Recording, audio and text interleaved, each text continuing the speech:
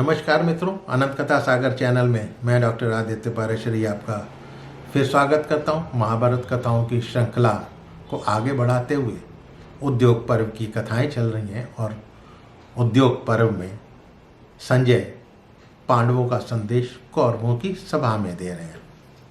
तो जैसा कि पिछले एपिसोड में मैंने आपको बताया कि धृतराष्ट्र जो है भीष्म की बातों की अवहेलना कर उनको सुना अनसुना कर संजय से उन्होंने पूछा कि भाई पांडवों की युद्ध की तैयारी कैसी है। तो संजय ने पांडवों की युद्ध की तैयारी के बारे में बतलाना शुरू कर दिया। महाराज सभी राजा युधिष्ठिर का मुंह देखते हैं, वो अच्छे विभिन्न कार्यों के लिए आज्ञा देते हैं। उनको सभी राजवंश यानी राजा युधिष्ठिर का सम्मान करते हैं। ब्राह्मणों, क्षत्रिय तथा वैश्यों की कन्याएं खेलती रहती हैं। खेलती खेलती युधिष्ठिर को देखने के लिए पास आ जाती हैं। तब धृतराष्ट्र ने पूछा कि धृष्टद्युम्न की सेना, सौमक वंशियों की विशाल सेना के सिवा वो किसकी सहायता से युद्ध करने को तैयार हुए हैं? कौन कौन उनकी सेना में शामिल होने को तैयार है?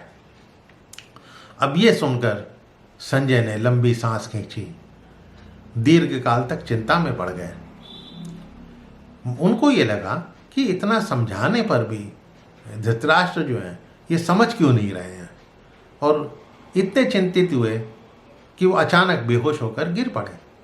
तब विदुर जी बोले, महाराज इनकी चेतना और बुद्धि लुप्त हो रही है, अब ये अभी कुछ नहीं बोल पाएंगे।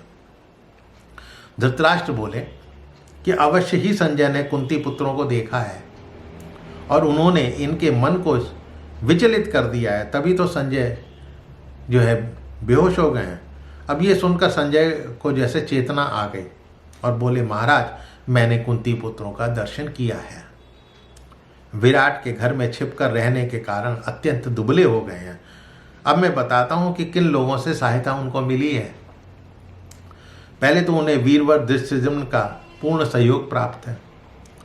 खुद ही जो धर्मात्मा है, अजात शत्रु के प्रभाव से पांडवों ने युद्ध की तैयारी करी है।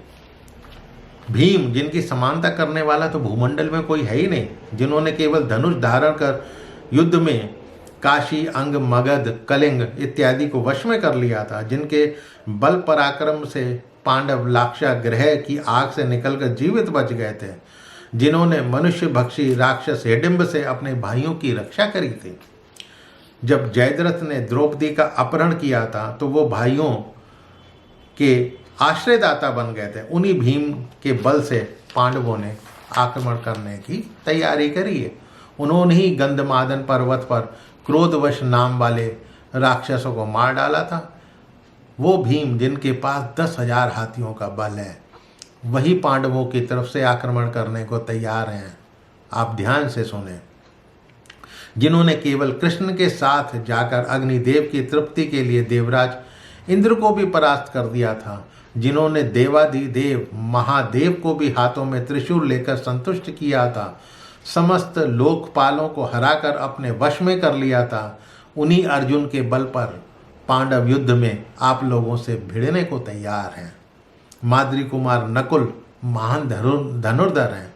सहदेव ने काशी, अंग, मगध, कलिंग के राजाओं को परास्त किया है। उन्हीं के बल पर पांडव जो हैं आक्रमण करने को तैयार हैं। जिस सती साध्वी कन्या अंबा ने भीष्म के वध की इच्छा से घोर तपस्या की थी, वो पांचाल राज द्रुपद की पुत्री होकर उत्पन्न हुई। दैववश वो फिर पुरुष हो गई। वो वीर पांचाल कुमार स्त्री पुरुष शिखंडी जो अस्त्रवेत्ता हैं, जिसके बल पर पांडवों ने युद्ध करने की तैयारी करी है और वो भीष्म का वध करने के लिए ही उत्पन्न हुई है। कैकेयी देश के 5 राजकुमार वीर सात्यकी, राजा विराट, काशी देश अधिपति अपनी सेना के साथ पांडवों की तरफ से आक्रमण करने को तैयार बैठे हुए हैं। पराक्रम में कृष्ण के समान अभिमन्यु को लेकर पांडवों ने तैयारी करी है। धृष्टकेतु एक अक्षौहिणी सेना के साथ पांडवों के पक्ष में खड़ा है।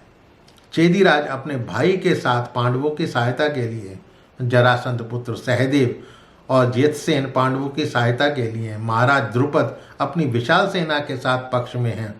और क्या बताऊं, स्वयं वासुदेव कृष्ण जिनके साथ हैं और युद्ध करने में उनका साथ दे रहे हैं, उनको विजय से कौन विमुख कर सकता है महाराज।